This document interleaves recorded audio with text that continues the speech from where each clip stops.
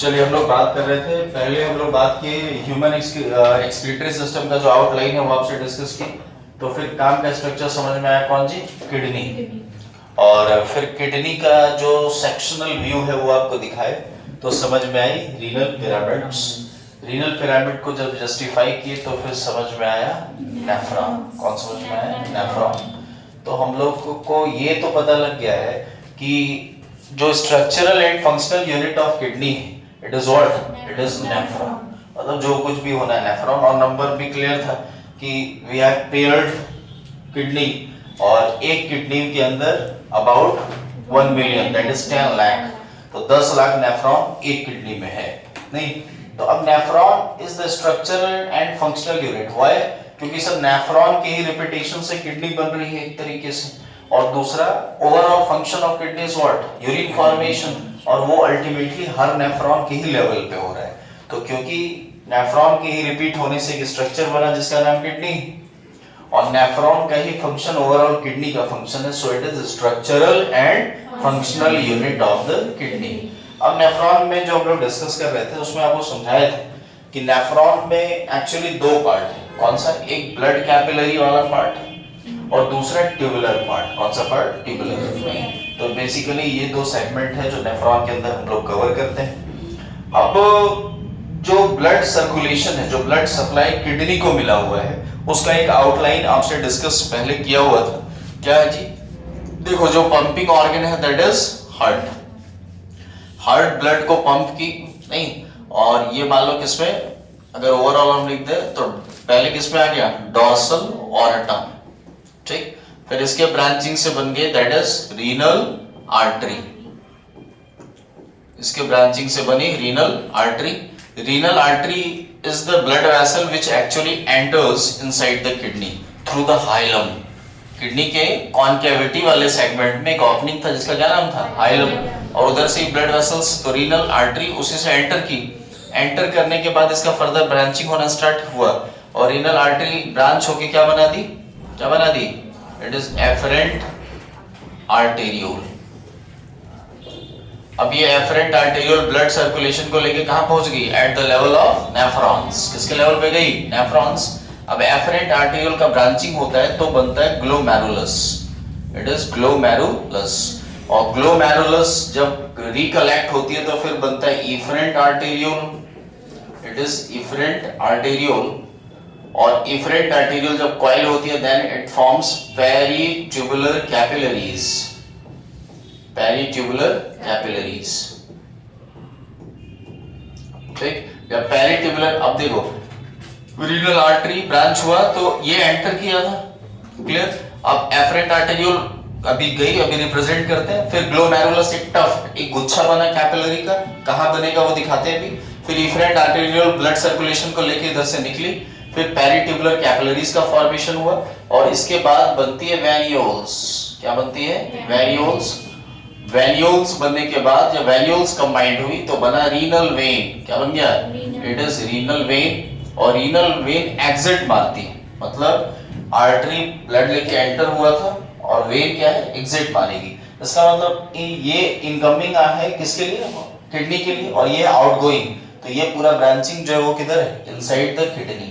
ये पूरा ब्रांचिंग जो है वो किधर है? Inside the kidney. फिर रीनल वेन एग्जिट मारी और ये मिल गई किसके साथ? Inferior vena cava.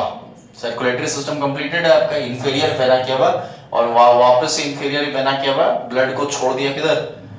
Inside the heart, right auricle chamber of the heart. Clear? तो this is what it is the blood supply. किसके अंदर? किडनी के अंदर इसी तरीके से ब्लड का सप्लाई हो रहा है ऊपर से। अब जब ब्लड प्रेजेंट है कहां? पेरिट्यूबुलर कैपिलरीज के अंदर, तो फिर होता है एक्सचेंज। किसका? ब्लड के अंदर। याद करो, पढ़ाए थे आपको, ब्लड वेसल्स तीन मेजर फॉर्म में होती है। कौन कौन? Arteries, veins and capillaries. और ब्लड वेसल्स के वॉल में there are 3 layers: tunica externa, tunica media, tunica interna. And capillaries contain only tunica interna, और which is made up of simple squamous epithelium. नहीं तो अब simple squamous epithelium flat cells की बनी। अब flat cells क्या करता है? फिल्ट्रेशन एंड डिफ्यूजन को अलाउ करता है। वो आप बात कर भी चुके हैं, रेस्पिरेटरी सिस्टम में एल्वेओलाई की लाइनिंग भी बना रही थी कौन? Simple squamous epithelium. तो बात समझना कि कि जब blood whenever blood is present in peritubular capillaries then there will be the exchange of materials between blood and the tissues. अब टिश्यूज कौन सा टिब्युलर पार्ट को जो लाइन करती है टिश्यूज वो भी दिखाते हैं. तो this is what it is the blood supply. अब नोट कर लेना, अभी रुक जाओ. तो ब्लड सप्लाई क्लियर. और जो स्ट्रक्चरल पार्ट है उसका एक डिस्क्रिप्शन आपको दिए थे, ध्यान से सुनो. कौन कौन सा बोले. एक तो ऐसा था cup like structure, this is Bowman's capsule. फिर यहां से ट्यूबुलर पार्ट स्टार्ट हुआ, this is what it is PCT, that is proximal convoluted tubule. फिर ये कंटिन्यू हुई इस तरीके से, एक U shape loop like structure बना.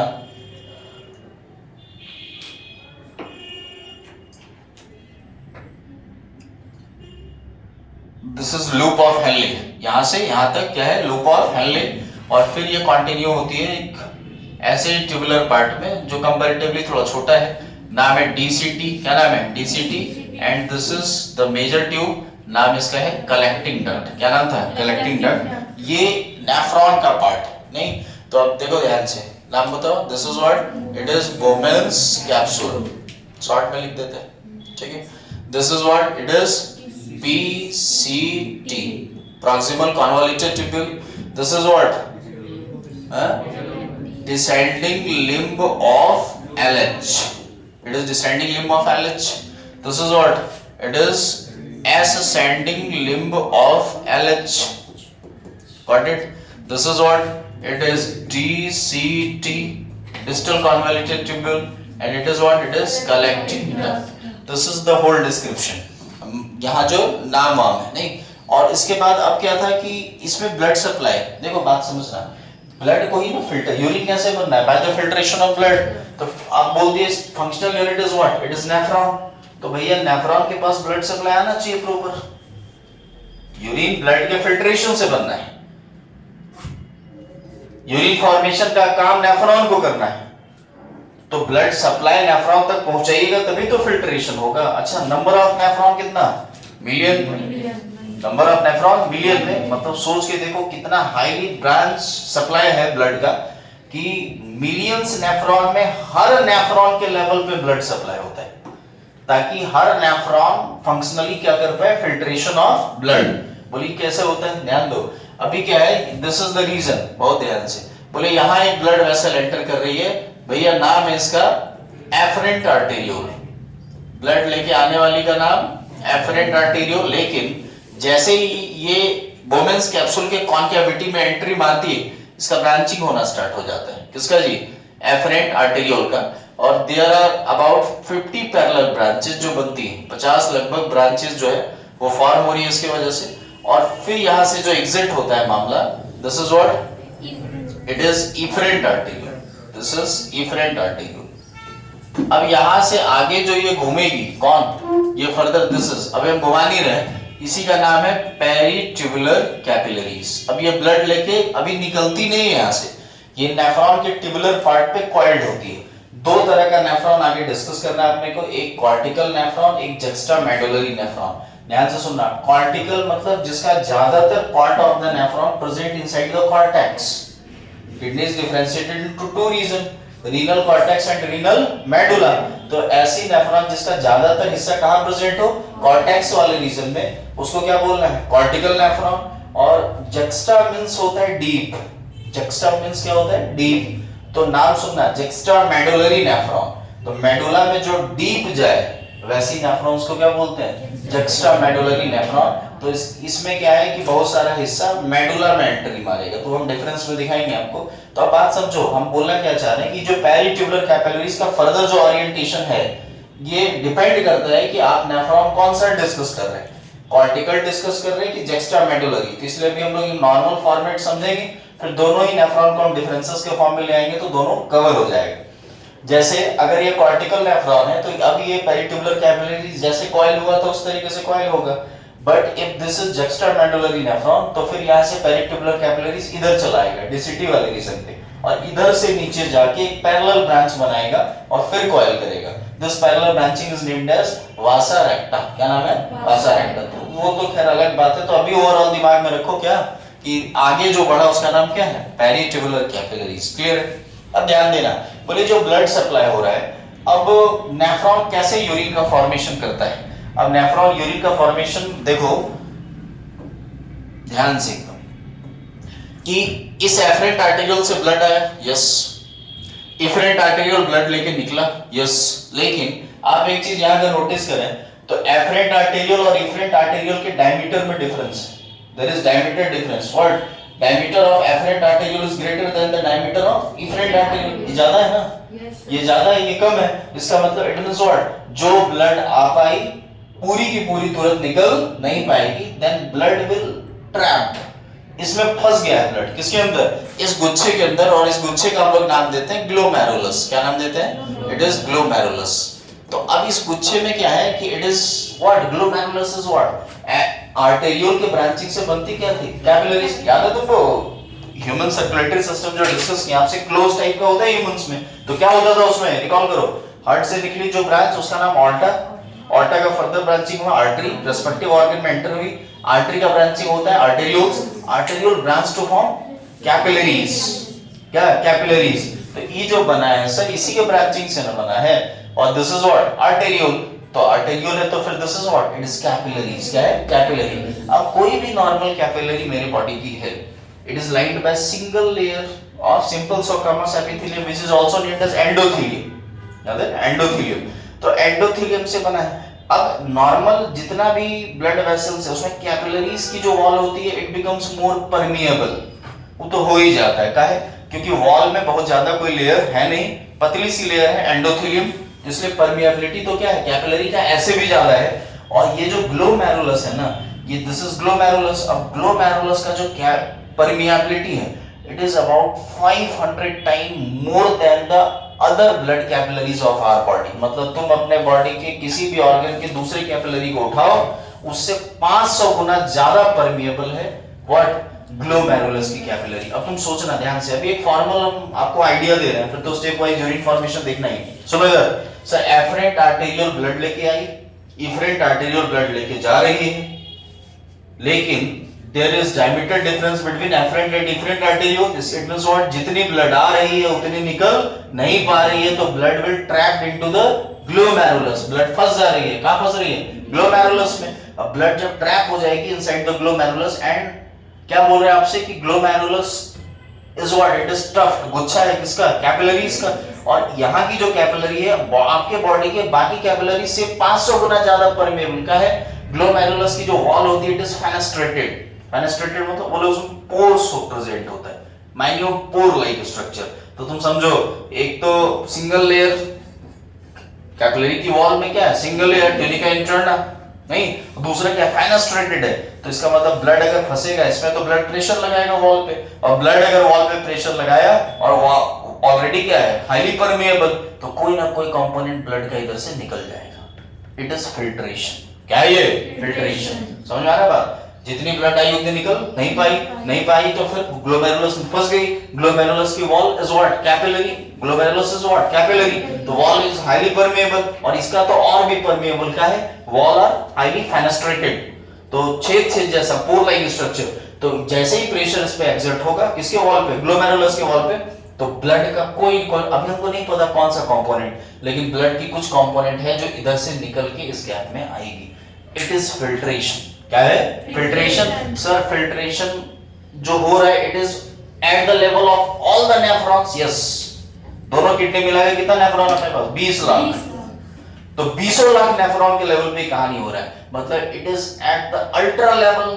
कौन से लेवल पे? अल्ट्रा मतलब एकदम लोअर लेवल पे, सबसे फाइन लेवल पे। तो बोले सिर्फ फिल्ट्रेशन नहीं, स्टेप का नाम बोलिए अल्ट्रा फिल्ट्रेशन। यूरिन फॉर्मेशन का पहला स्टेप यही होता है। क्या होता है? Ultra filtration. अब यहाँ ध्यान देना, बोले इसका मतलब सर अब यहाँ से जो बात है कि जो भी कंपोनेंट था वो निकल के इधर चला आया। सुनना ठीक। अब यहाँ एक स्ट्रक्चर है बोनस कैप्सूल, जो डबल वॉल्ड स्ट्रक्चर आपको दिख रहा है। अब इसकी भी लाइनिंग जो बनाती है, ध्यान देना, it is simple squamous epithelium. कौन बनाता है? Simple squamous flat sales. तो डबल वॉल, एक ये वाला और एक इधर वाला। अब सुनना, यहाँ जो प्रेजेंट है simple squamous epithelium, it is also lined by simple squamous epithelium, और simple squamous epithelium is favorable for the filtration and diffusion। तो यहाँ तो प्रेशर की वजह से फिल्टर होके इस गैप में आ गया है, लेकिन इधर की लाइनिंग भी कौन बना रही है? कौन बना रही है? Simple squamous epithelium. एक अलग से नाम भी देते हैं, पोडोसाइट्स। क्या नाम दे देते हैं इसके सेल को? पोडोसाइट्स। तो सर ये भी तो सिंपल स्क्वामस एपिथेलियम है। बोले यस। बोले तब तो इसको भी फिल्ट्रेशन से कोई इशू नहीं है। बोले नहीं, इसका मतलब जो ब्लड की जो भी कंपोनेंट फिल्टर आउट होगी फ्रॉम द ग्लोमेरुलस, वो इस पार्ट से भी फिल्टर आउट होगी, यहाँ पहुंच जाएगी।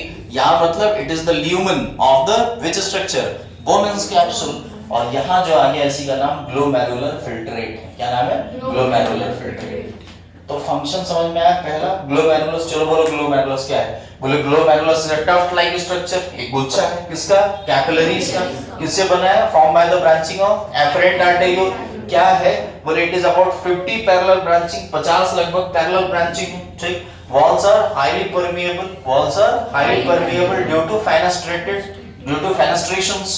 तो अब इस वजह से क्या हो रहा है? बोले it is involve in ultra filtration. किसमें इन्वॉल्व है? Ultra filtration. अब लेकिन ध्यान से सुनना, बोले सर जितनी ब्लड आई उतनी निकल नहीं पाई, मतलब यहाँ प्रेशर जनरेट हुआ और उसी प्रेशर की वजह से ही काम हो गया। कौन सा काम?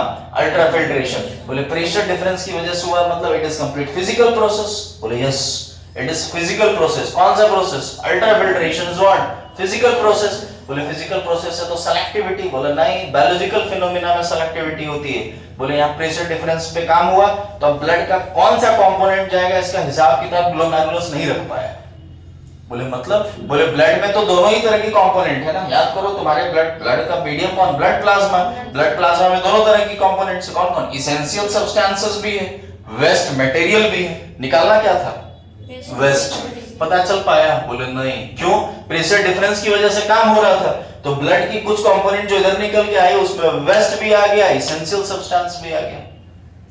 अब वेस्ट भी आ गया, एसेंशियल सब्सटेंस भी आ गया, किसमें? In this part. इसका जो फिल्ट्रेट यहाँ फिल्टर हो गया इसका नाम रखते हैं हम लोग ग्लोमेरुलर फिल्ट्रेट। क्या नाम रखते हैं? It is glomerular filtrate. सुनना ध्यान से, इट इज ग्लोमेरुलर फिल्ट्रेट। तो ग्लोमेरुलस क्या है पता लग गया आपको? तो उसके वजह से बोमेन्स कैप्सूल के ल्यूमेन में क्या चली गई? Glomerular filtrate. और स्टेट क्या कहलाता है? Ultra filtration. यहाँ काम क्या हुआ? Ultra filtration. There are two mistakes which occurred during ultra filtration. बोले हैं? बोले दो गलती हो गया। कौन कौन सा गलती? ध्यान से सुनना। बोले ultra filtration is non selective process. बोले यस।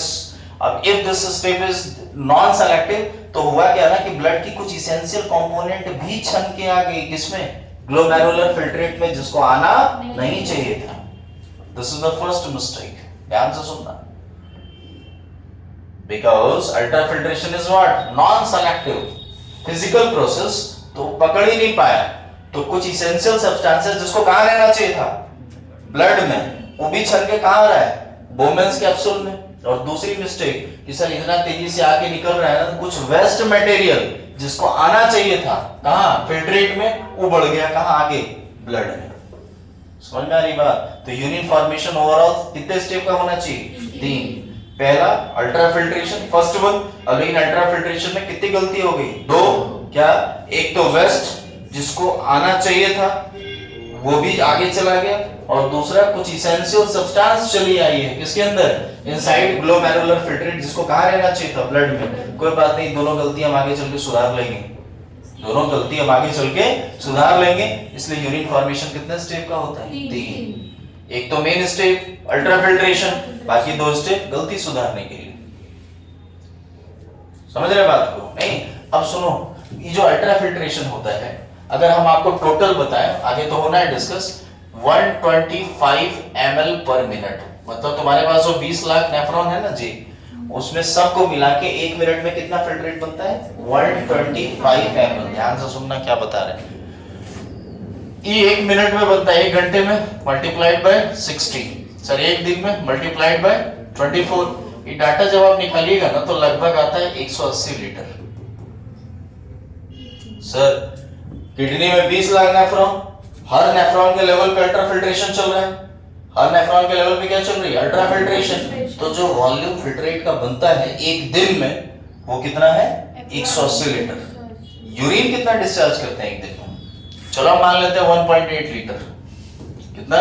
इससे ज्यादा नहीं, दिस इज मैक्सिमम। इससे ज्यादा मतलब कोई ना कोई एबनॉर्मल कंडीशन। अब तुम सोच के देखो क्या कि सर गलती तो बड़ा भयानक सा था। क्या है? बोले फिल्ट्रेट 180 लीटर बना, जबकि बॉडी से बाहर निकालना कितना का था, सिर्फ 1.8 लीटर। मतलब सही में अल्ट्रा फिल्ट्रेशन एक भयानक नॉन सेलेक्टिव प्रोसेस था, जिसको पता ही नहीं चला कि फिल्ट्रेट कितना बनाना था। कितना बनाया एक दिन में, 180 litre, outside the body 1.8 litre. बोले 99% से ज्यादा पार्ट तो गायब हो गया। बोले कहाँ गायब हो गया, मतलब सेकंड स्टेप कि जो फिल्ट्रेट में जरूरी चीजें थी, जो फिल्ट्रेट में चलाया, उसको खींच के वापस कहाँ भेजना है, ब्लड में। कहाँ भेजना है, ब्लड में। अच्छा इस बार गलती मत करिएगा, मींस मतलब नॉन सेलेक्टिव मत बनिएगा, प्रोसेस कैसा होना चाहिए, सेलेक्टिव। तो सुनो सेकंड स्टेप का नाम क्या होना चाहिए। अच्छा करना क्या तुमको सेकंड स्टेप में, बोले ये जो फिल्ट्रेट यहाँ है ना, इसमें जो इसेंशियल सब्सटेंसेस है, इसको खींच के भेजना है कहाँ, ब्लड में। इसीलिए तो सर पेरिट्यूबुलर कैपिलरी अभी साथ नहीं छोड़ा है, अभी यहीं घूम रहा है। उसको पता है कि बहुत सारी चीजों को वापस लेना है, किधर, इनसाइड द ब्लड। कहां से, from the tubular part of the nephron, खींच के लेना है, क्योंकि बोमेन्स कैप्सूल में तो फिल्ट्रेशन हो गया। अब ये चीज जाएगा वापस कैसे लौट के। अभी सुनो, पेरिट्यूबुलर कैपिलरी इस तरीके से आगे बढ़ी। अब देखना, बोले यहां से जब ये आगे बढ़ा फिल्ट्रेट, क्लियर, तो फिल्ट्रेट में 99% से ज्यादा वापस जाना है। कहां जाना है, out from the filtrate to the blood. और प्रोसेस का नाम क्या, बोले सेलेक्ट करके भेजना पड़ेगा, गलती नहीं होना चाहिए, क्योंकि एक बार तो गलती कर चुके हैं, उसको इंप्रूव करना है। तो स्टेप इज व्हाट, सेलेक्टिव। क्या करना है, बोले एब्जॉर्प्शन, ब्लड में कुछ भी भेजना है, is named as what, absorption. Sir पहली बार हो रहा है क्या, नहीं, एक बार और हो चुका है। कहां, इनसाइड द इंटेस्टाइन। पहली बार ब्लड में कुछ भी कब आया है, इंटेस्टाइन में, मतलब एक बार एब्जॉर्प्शन हो गया है। बोले yes, this is second time जब कुछ भी तुम्हारे ब्लड में जा रहा है। Yes sir, reabsorption. क्या नाम देना है, रीएब्जॉर्प्शन। चलो स्टेप का नाम बोलो, अपने आप फ्रेम करिए आप। First step is what, ultrafiltration. उसमें एक गलती जो हुई है कितनी, दोनों को इंप्रूव करेंगे, एक गलती सुधार रहे हैं। क्या नाम होना चाहिए, क्या गलती क्या सुधार रहे हैं, इसेंशियल सब्सटेंसेस को फिल्ट्रेट से खींच के कहां भेज रहे हैं, ब्लड में। It is reabsorption. Yes, select करके भेज रहे हैं। Yes, selective reabsorption. Second step is what, selective reabsorption. अच्छा कितने फ्रैक्शन को भेजना है, सर 99% से ज्यादा तो भेज ही देना है वापस, कहां, इनसाइड द ब्लड। तो बड़ा एफिशिएंट होना चाहिए प्रोसेस फिर। Yes, highly efficient. बोले जब ये हाईली एफिशिएंट होना चाहिए, क्योंकि 99% पोर्शन को तो भेजना ही है। सुनो, पीसीटी अकेला तुम्हारे लिए 80 to 85% काम करता है। इतना छोटा सा रीजन दिख रहा है, और कितना 80 to 85% रीएब्जॉर्प्शन अकेला कौन परफॉर्म कराता है, पीसीटी। बोले ऐसा कैसे कर लेता है, क्योंकि पीसीटी की जो लाइनिंग है, लाइनिंग मतलब जो अंदर है ना, सुनो यहाँ होती है क्यूबॉइडल एपिथेलियम। कौन सी एपिथेलियम, क्यूबॉइडल। तो क्यूब शेप की, लेकिन हैविंग माइक्रोविलाई, क्या प्रेजेंट होता है, माइक्रोविलाई। और माइक्रोविलाई ओरिजिनेट होती है तो सरफेस कैसा दिखता है, ब्रश लाइक। ब्रश देखा ना, ब्रश, तो उसके सरफेस पे कैसा कैसा प्रोजेक्शंस आपको दिखता है। जब किसी सेल से इस तरीके की माइक्रोविलाई निकलेगी ना, तो वो भी कैसा दिखता है, ब्रश जैसा। कैसा दिखता है, ब्रश जैसा। तो इट इज लाइंड बाय, सुनना, ब्रश बॉर्डर्ड, क्या बोलते हैं इसको, brush bordered simple cuboidal epithelium. किसकी लाइनिंग, पीसीटी की। और इसी चक्कर में due to this brush bordered appearance, surface area of PCT enormously increases. क्योंकि तुम देखो, एक लॉजिकल बात सोचो, एक सरफेस फ्लैट रहती तो यहां से कोई भी चीज गुजरना होता तो बड़ी तेजी से निकल जाता, तो टाइम ऑफ कांटेक्ट क्या रहता सरफेस के साथ, कम। अब यहीं पे प्रोजेक्शंस आप बना दिए बहुत सारा, तो अब जब चीजें यहां से निकलेगी तो ऊपर नीचे, तो सरफेस से टाइम ऑफ कांटेक्ट क्या हुआ, इंक्रीज, तो chances of absorption also increase. इसलिए जहां भी एब्जॉर्प्शन कराना है सर, वहां ऐसा प्रोजेक्शन प्रेजेंट होता है। तो यहाँ पे क्या है, पीसीटी अकेला काम संभाल रहा है, कितने का, it is 80 to 85% reabsorption out of 99%। अकेला कौन कर रहा है, पीसीटी। सर क्यों कर पा रहा है, due to presence of simple cuboidal, लेकिन कैसा, ब्रश बॉर्डर्ड एपिथेलियम। और due to brush bordered appearance the surface area enormously increases, और ये काम पॉसिबल हो पा रहा है। This Bowman's capsule, this glomerulus and this PCT, ये it is almost present in the cortex region. अब कैसे वो दिखा देंगे आगे, अब देखना ध्यान से, अब कहानी को आगे बढ़ाते हैं। तो तुमको देखो किसका किसका क्लियर हो रहा है रोल, उसको समझिएगा। ग्लोमेरुलस क्या क्लियर हो गया, एफरेंट आर्टेरियल क्या क्लियर है, इफरेंट आर्टेरियल क्या क्लियर है, बोयस कैप्सूल क्लियर है, पीसीटी क्लियर है। अभी ओवरऑल कलेक्ट करना चाह रहे हैं सबका रोल, ठीक है। अब आगे बढ़िए, पीसीटी से जब फिल्ट्रेट अब जितना जा सकता था हो गया कहाँ, पेरिट्यूबुलर कैपिलरीज के अंदर। अब चीजें आगे बढ़ी तो यहां से क्या हो रहा है, डिसेंड कर रहा है।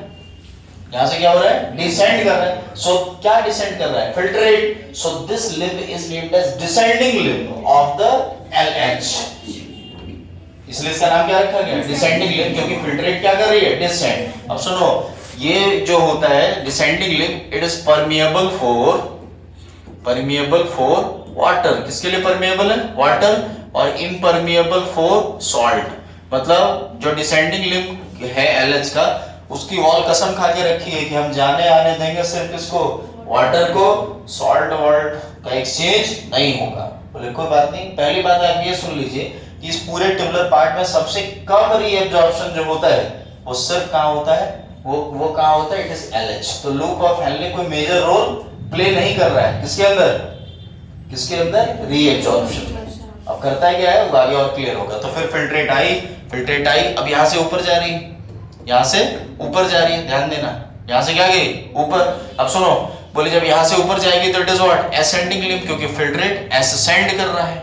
फिल्ट्रेट क्या कर रहा है, असेंड। अब असेंड कर रहा है तो इसका नाम असेंडिंग लिम्ब है। अब इसकी लाइनिंग कौन बनाती है, इसको कैसे ध्यान रखना, सुनो इधर। डिसेंडिंग लिम्ब की जो लाइनिंग है, it is this one, it is lined bye simple squamous epithelium, वही फ्लैट सेल्स। कौन बना रहा है, सिंपल स्क्वामस एपिथेलियम। अब असेंडिंग लिम्ब जो है, इसका दो सेगमेंट आपको दिख रहा है, कौन सा, एक थिन पार्ट और एक थिक पार्ट। तो this thin part is lined by the simple squamous epithelium, क्योंकि वो तो कंटिन्यू हुआ है ना, यहां से लेके यहां तक एक ही है। तो it is simple squamous epithelium. और this is the thick segment. Thick segment जैसे आया sir, it is simple cuboidal epithelium. कौन बना रही है, सिंपल क्यूबॉइडल एपिथेलियम। क्लियर है। अब यही ऐसा ही कंटिन्यू हो रहा है आगे। This is what, it is DCT, it is also lined bye simple cuboidal epithelium. कौन बना रही है लाइनिंग, सिंपल क्यूबॉइडल एपिथेलियम। और ये फाइनली यूरिन रिलीज होता है। अभी यूरिन बोल दे रहे हैं क्योंकि ये दोनों काम हो जाएगा इधर। तो it is what, collecting duct. ये भी इसकी लाइनिंग भी कौन बना रही है, सिंपल क्यूबॉइडल एपिथेलियम। तो क्लियर हो गया सारा है? एक कलेक्टिंग डक्ट में लगभग 8 नेफ्रॉन्स खुलती है। कितनी खुलती है, 8 नेफ्रॉन लगभग एक कलेक्टिंग डक्ट में खुलता है। एक खुलता हुआ दिखाएं, आगे इस तरीके से और भी खुलेगी। और ये कलेक्टिंग डक्ट फिर आगे कन्वर्स होकर एक डक्ट में खुलता है जिसका नाम है डक्ट ऑफ बेलिनी। क्या है, डक्ट ऑफ बेलिनी। ध्यान से सुनो, क्या नाम है, डक्ट ऑफ बेलिनी। और डक्ट ऑफ बेलिनी में जाके खुला, और डक्ट ऑफ बेलिनी वो आपके रीनल पिरामिड के ओपनिंग से, दैट इज माइनर कैलेक्स, याद है क्या था, minor calyx, opening of the renal pyramid. फिर वो 3 to 4 कंबाइन होकर क्या बनाया था, मेजर कैलेक्स। फिर यूरेटर का फनल से portion, that is renal pelvis, तब ureter, then urinary bladder, then urethra. Male है सर तो क्या, यूरिनोजेनिटल ट्रैक्ट, और फिर आउटसाइड द बॉडी। फीमेल है तो सेपरेटली आउटसाइड द बॉडी।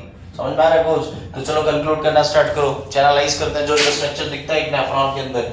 आइए क्या क्या सर, फर्स्ट सेगमेंट सुनो, इस बोमेंस कैप्सूल और इस ग्लोमेरुलस को मिला के हम लोग बोलते हैं रीनल कॉर्पसल। क्या नाम देते हैं, रीनल कॉर्पसल। चलिए कंक्लूड करिएगा, नेफ्रॉन सबसे initial part is named as what, renal corpuscle. क्या नाम है, renal corpuscle. Made up of how many components, there are 2 components. कौन कौन सा, ग्लोमेरुलस एंड बोमेंस कैप्सूल, दोनों को मिला के क्या बोल रहा है, रीनल कॉर्पसल और द माल्फिगियन कॉर्पसल्स, दोनों नाम इसी का होता है। समझ गए, सुना ध्यान से।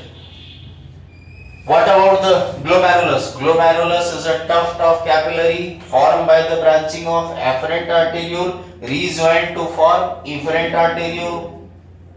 Glomerulus is present in the concavity of the Bowman's capsule. Wall of capillary of glomerulus is highly permeable. It is about 500 times more permeable than the normal blood capillaries of our body. Involved in ultrafiltration. Why ultrafiltration? Because there is diameter difference of afferent and efferent arteriole. That's it about the glomerulus. Next, the next Bowman's capsule, cup-like structure, double-walled structure, lined by the simple squamous epithelium, also named as, cells are also named as podocytes, also involved in ultrafiltration. Clear? किसमें involved है, ultrafiltration में। फिर filtrate चले आई बोमेंस capsule के अंदर, लेकिन इसमें 2 तरह का दिक्कत। एक कौन सा, इसके अंदर कुछ सर एसेंशियल सब्सटेंस, कुछ कि बहुत बहुत 99% तो इसेंशियल चीज है। बोले वो आ गया है, बोले ठीक। और दूसरा मिस्टेक तो इधर हो गया है कि वेस्ट मटेरियल कुछ कहां छूट गया, नॉन इसेंशियल सब्सटेंसेस कहां छूट गई है, ब्लड के अंदर। तो सुनो, पहला गलती सुधारेंगे, स्टेप का नाम बोलिए, सेलेक्टिव रीअब्जॉर्प्शन।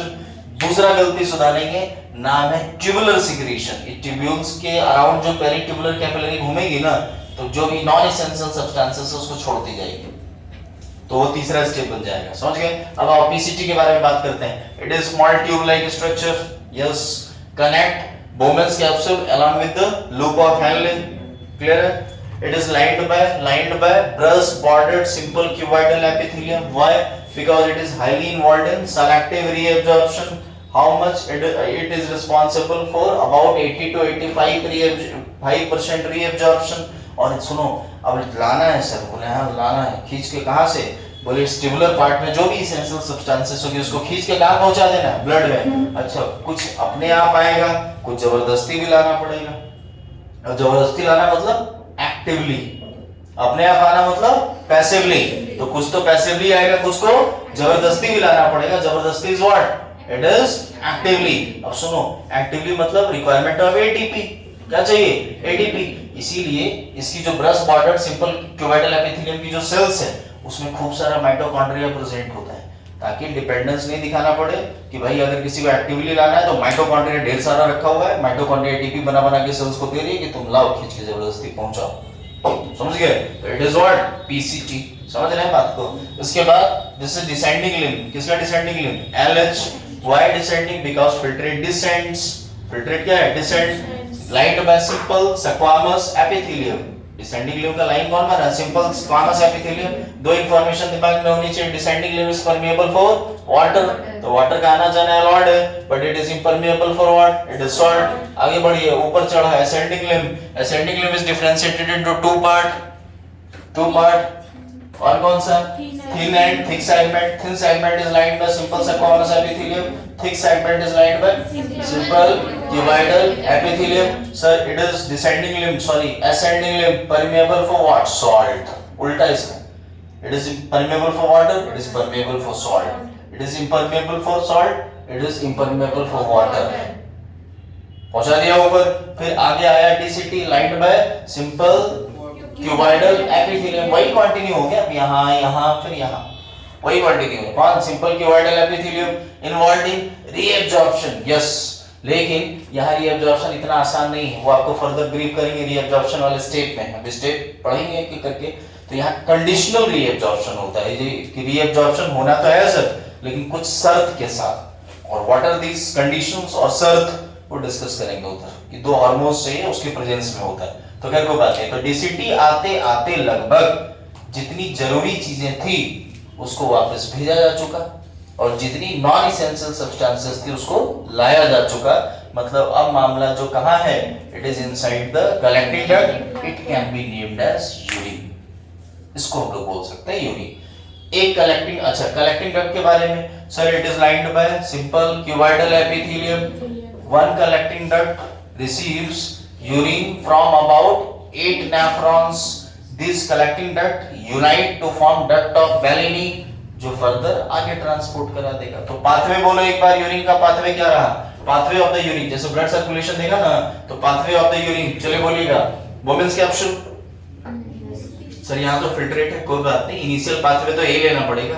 हाँ, Bowman's capsule, PCT, descending limb of LH, ascending limb of LH, DCT, collecting duct, duct of Bellini, minor calyx, major calyx, renal pelvis, ureter, urinary bladder, urethra, outside the body. अब हम यही conclude कर दिए, बाकी हमको पता है male female का अलग डिफरेंशिएशन। इतनी ओवरऑल एक आइडिया मिला कि कौन सा पार्ट क्या रोल प्ले कर रहा है, किससे बना हुआ है। आया कुछ समझ में? अब सुनना सर, इसमें कैसे पता चलेगा कि ये, अब देखो हम लोग करते तो क्या है ना, कि जैसे रीनल पिरामिड को बनाए, पिरामिडल शेप की स्ट्रक्चर थी, और हम आपसे बोल दिए कि रीनल पिरामिड में क्या प्रेजेंट है? नेफ्रॉन। अब नेफ्रॉन दिख रहा है, बोले लेकिन इसको एडजस्ट कैसे करेंगे रीनल पिरामिड के अंदर, आखिर कैसे प्रेजेंट होता है? ये एक क्वेश्चन बनता है। सुनना ध्यान से, यहाँ पे क्या है, याद करो, इनर वॉल किडनी का रीनल कैप्सूल, क्या नाम था? Renal capsule lined by white fibrous connective tissue. ये यहाँ है रीनल कैप्सूल, ठीक। अब रीनल पिरामिड ध्यान से सुनना, दिस इज रीनल पिरामिड, यहाँ ओपनिंग, ये ऐसा। बोले सर इसका मतलब बोमेंस कैप्सूल कहाँ, कॉर्टेक्स वाले हिस्से में, पीसीटी कहाँ, कॉर्टेक्स, क्योंकि ये वाला जो रीजन होता था, पलट के देखिए किडनी का डायग्राम, ये वाला रीजन रीनल कॉर्टेक्स और इधर renal medulla, osmolarity is about 300 milli osmo per litre, यहाँ 400 से स्टार्ट हुआ सर, जितना deep mean medulla it may be up to 1200 milli osmo per litre, got it. तो उसका मतलब sir Bowman's capsule PCT DCT lies in renal cortex region and the only structure is what, LH, loop of Henle, which actually lies in medulla region। अब orientation कुछ clear हुआ, तो blood supply clear कराए, nephron के सारे component का एक basic role का आइडिया दिया आपको, फिर यूरिन का पाथवे डिस्कस हुआ और नेफ्रॉन का अपीयरेंस कैसे है inside the renal pyramid of the kidney वो भी क्लियर हुआ कि नहीं हुआ? हुआ।